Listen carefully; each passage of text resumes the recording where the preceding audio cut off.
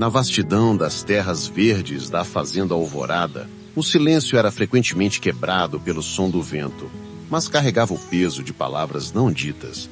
Há uma década, uma amizade e parceria de trabalho fora desfeita com a violência de uma tempestade. Coronel Alves, o dono de tudo que a vista alcançava, e José, seu capataz de confiança, romperam laços de uma forma que marcou a todos. A saída de José da fazenda não foi amigável. Foi um êxodo forçado por um orgulho ferido e uma acusação grave que pairava no ar, nunca totalmente explicada. As pessoas da região o comentavam em sussurros, criando versões da história, mas a verdade permaneceu selada nos corações amargurados dos dois homens. Eles construíram um muro de silêncio e ressentimento, um muro que dividiria suas famílias por anos. A fazenda, antes um lugar de comunidade e trabalho conjunto, agora era um território dividido por uma fronteira invisível de mágoa. De um lado, a opulência da casa grande onde vivia o Coronel Alves e seu filho, Léo. Do outro, a vida modesta de José e seu filho Miguel na pequena vila que beirava as terras da Alvorada. A história deles era um lembrete constante de como a confiança pode virar pó. Essa hostilidade latente era o solo onde duas crianças cresciam, alheias à profundidade da ferida que as separava. Léo e Miguel respiravam o mesmo ar, olhavam o mesmo céu, mas eram ensinados a enxergar um ao outro como estranhos, reflexos de uma briga que não era sua. O rancor de seus pais era uma herança indesejada, um fardo que o destino parecia determinado a lhes entregar. Contudo, o destino, por vezes, ignora os muros que os homens constroem. Ele tece seus próprios caminhos, muitas vezes nos lugares mais inesperados, usando a pureza daqueles que ainda não foram contaminados pelo passado. Havia uma força maior em movimento, uma correnteza silenciosa que começava a fluir em direção a uma mudança inevitável. Uma transformação que nasceria da inocência e desafiaria a lógica do ódio. De um lado daquela barreira vivia Léo. Criado na casa grande, cercado de conforto, mas também de uma solidão palpável. Seu pai, o Coronel Alves, era uma figura austera, um homem consumido pelo trabalho e pelas memórias do passado. Léo tinha brinquedos, aulas particulares e um cavalo só seu, mas sentia falta de algo essencial, um amigo com quem pudesse simplesmente dividir os segredos de ser um menino. Do outro lado, na vila simples, morava Miguel, filho de José. Ele aprendeu desde cedo o valor do trabalho e a importância da resiliência. Sua vida não tinha os luxos de Léo, mas era rica em liberdade. Ele corria descalço pelas ruas de terra, conhecia cada atalho na mata e cada poço do riacho. Ainda assim, carregava em seus ombros a sombra da tristeza de seu pai. Ambos os meninos sentiam o peso da história de suas famílias. Léo via a amargura nos olhos do pai sempre que o nome de José era mencionado. Miguel via a dor no rosto do seu quando olhavam na direção das terras da fazenda Alvorada. Eram dois mundos que se tocavam geograficamente, mas eram mantidos a anos-luz de distância por uma ferida que se recusava a cicatrizar e envenenar tudo. Léo, da varanda de sua casa, observava as crianças da vila brincando ao longe, imaginando como seria ter aquela liberdade. Miguel, por sua vez, olhava para a imponente casa grande no topo da colina e se perguntava que tipo de vida existia lá dentro. Eram dois universos paralelos, duas realidades distintas, orbitando o mesmo centro de conflito sem nunca se cruzarem. Cada um mistério para o outro. Essa distância, no entanto, alimentava uma curiosidade mútua e silenciosa. Era uma atração magnética, um desejo infantil de cruzar a fronteira proibida e descobrir o que havia do outro lado. Mal sabiam eles que essa curiosidade seria o catalisador, a faísca que acenderia uma chama em meio à escuridão de uma década, provando que algumas conexões são mais fortes que qualquer disputa herdada. O acaso tinha um nome: o Riacho das Pedras Negras, um lugar que servia como divisa não oficial entre as terras da fazenda e a vila. Era considerado um território neutro, mas por uma convenção silenciosa, evitado por ambas as famílias. Foi ali, numa tarde quente de primavera, que os dois mundos finalmente colidiram. Léo havia cavalgado para longe, buscando aventura. enquanto Miguel procurava um lugar tranquilo para pescar. Ao se verem, a primeira reação foi o recuo. A desconfiança plantada por seus pais se manifestou em seus olhares. Léo, de cima de seu cavalo, representava o poder e a riqueza que a família de Miguel perdeu. Miguel, com sua vara de pescar improvisada, era o símbolo da vida que a família de Léo desprezava. Por um instante, o abismo entre eles pareceu intransponível e o silêncio foi profundo. Foi a curiosidade, mais forte que o preconceito, que quebrou o gelo.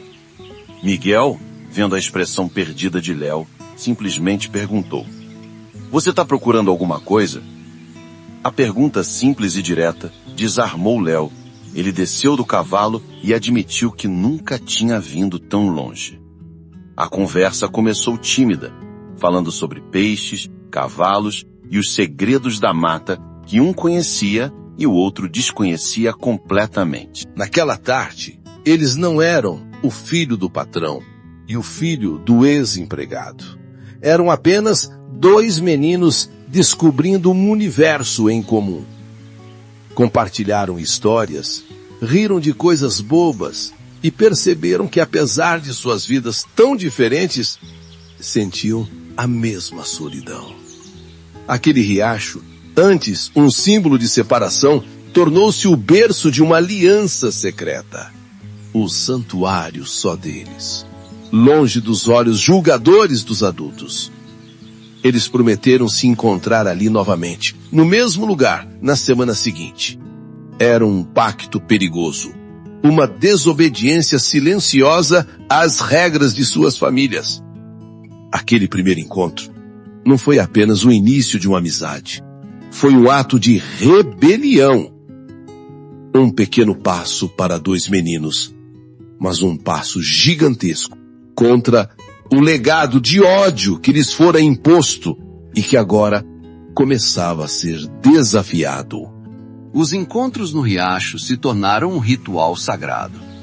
Ali, sob a sombra das grandes árvores, Léo e Miguel construíram um mundo particular. Miguel ensinou Léo a identificar o canto dos pássaros e a encontrar as melhores iscas para os peixes. Em troca, Léo contava a Miguel sobre os livros que lia, descrevendo mundos de fantasia e aventura que Miguel jamais imaginara, preenchendo as tardes com imaginação. A amizade florescia em segredo, fortalecida pela necessidade de mantê-la oculta.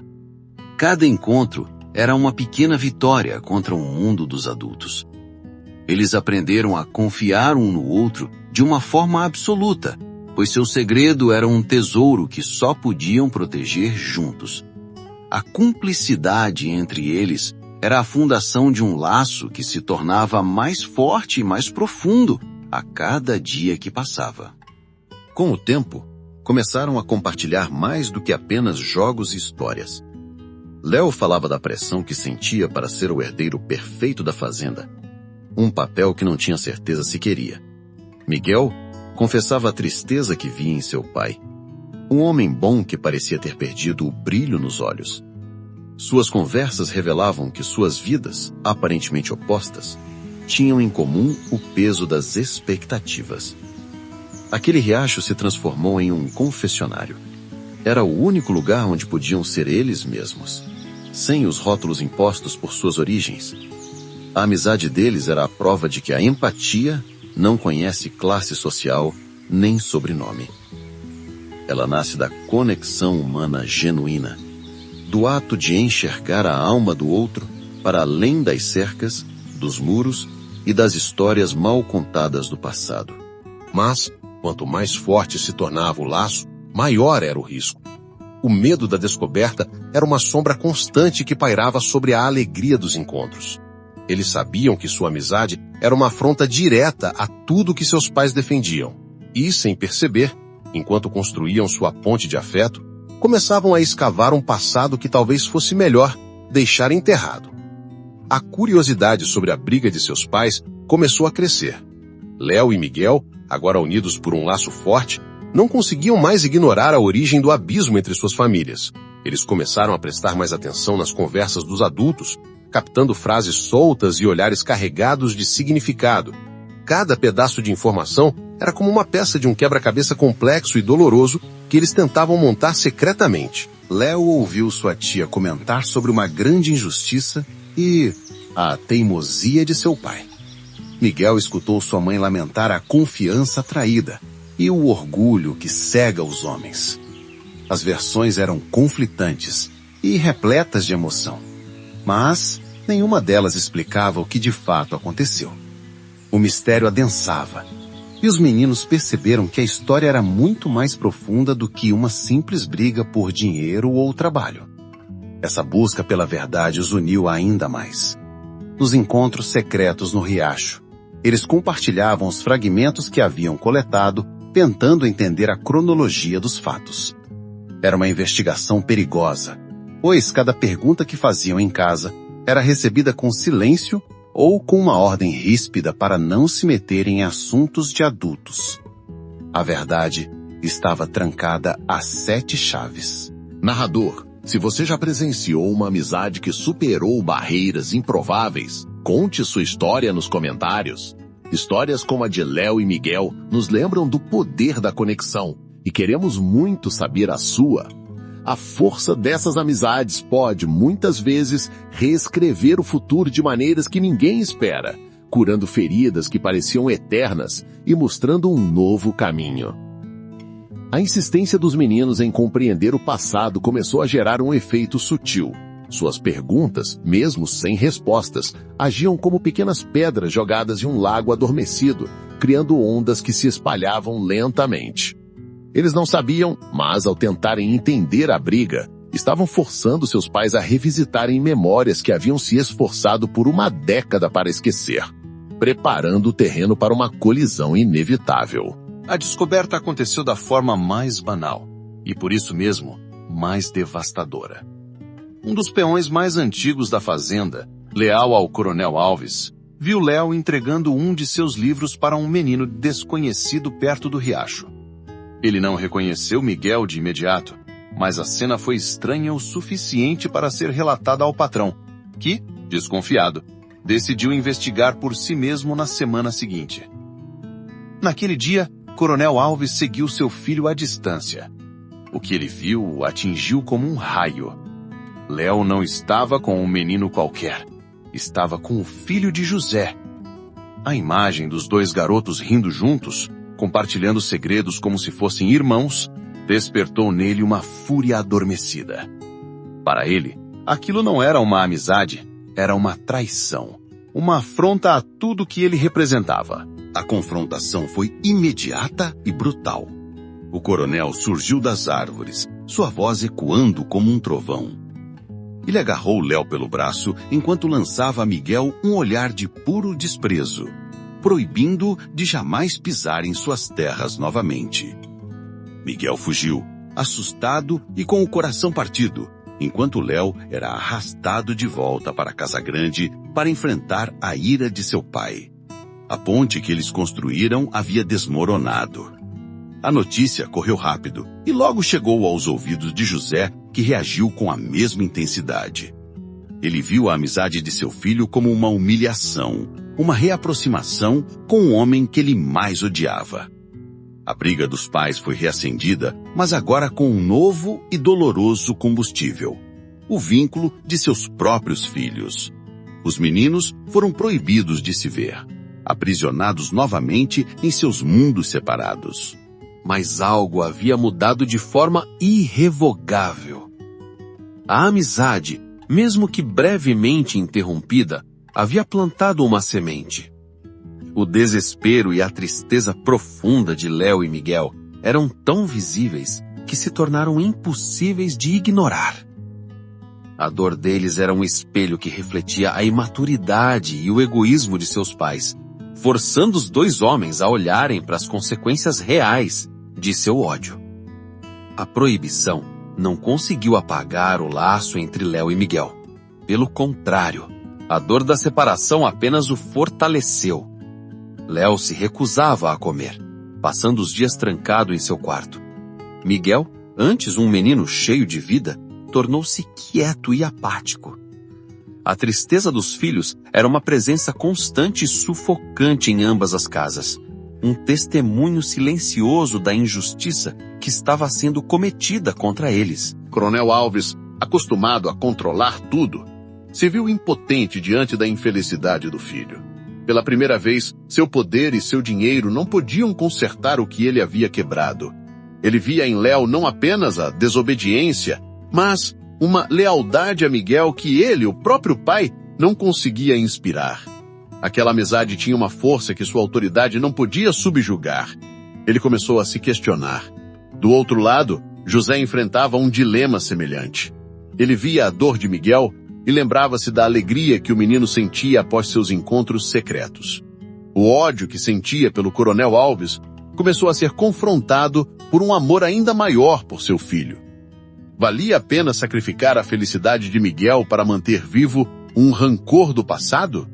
A pergunta o assombrava durante as noites insones. O ponto de virada foi um pequeno gesto. Léo, usando um dos poucos funcionários em quem confiava, enviou um bilhete para Miguel. A mensagem era simples: eu não vou desistir de você. Amigos para sempre. Quando José encontrou o bilhete e viu as lágrimas de esperança nos olhos de seu filho, algo dentro dele finalmente cedeu. O orgulho que o sustentou por uma década começou a rachar. Ele percebeu que a amizade dos meninos não era uma traição, mas sim uma ponte. Uma ponte de inocência construída sobre um rio de amargura. Aquelas duas crianças, com sua lealdade pura, estavam mostrando a ele e a Alves o caminho que eles haviam perdido. Era um caminho de perdão, não por causa deles, mas por causa do futuro que seus filhos mereciam ter. Movido pela dor do filho, foi José quem tomou a iniciativa. Com o bilhete de Léo na mão, ele caminhou até a casa grande da Fazenda Alvorada pela primeira vez em 10 anos. Não foi para brigar ou acusar, mas para conversar. Coronel Alves, ao vê-lo na porta, sentiu o peso daquela década de silêncio. Ele o convidou para entrar, e os dois homens se sentaram frente a frente.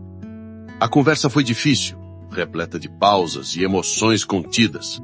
Eles finalmente falaram sobre a briga, sobre o mal-entendido envolvendo uma venda de gado e a acusação de desonestidade. Perceberam que tudo fora um castelo de cartas construído sobre orgulho e falta de comunicação. A verdade, quando finalmente revelada, era muito menos dramática do que o ódio que ela gerou por tanto tempo. Eles não se tornaram amigos da noite para o dia. As feridas eram profundas demais. Mas, naquele dia, eles concordaram com uma trégua. Uma trégua em nome de seus filhos. Permitiram que Léo e Miguel se reencontrassem. Desta vez, abertamente. A alegria dos meninos ao se verem novamente foi a prova final de que eles haviam feito a escolha certa. A amizade deles era a verdadeira colheita daquela terra. A transformação foi gradual, mas sustentável. A amizade de Léo e Miguel se tornou um símbolo de esperança na região, um lembrete de que a nova geração tem o poder de curar as feridas da anterior. Eles nos ensinam que a empatia pode demolir os muros mais altos e que a verdadeira força não está em manter o rancor, mas na coragem de perdoar e recomeçar. A história de Léo e Miguel é sobre como a amizade pode ser uma força de mudança. Se você acredita que mais histórias como essa merecem ser contadas, inscreva-se no canal e ative as notificações. Cada nova história é uma chance de nos inspirarmos e lembrarmos que, no final, as pontes que construímos são sempre mais importantes do que os muros que nos separam.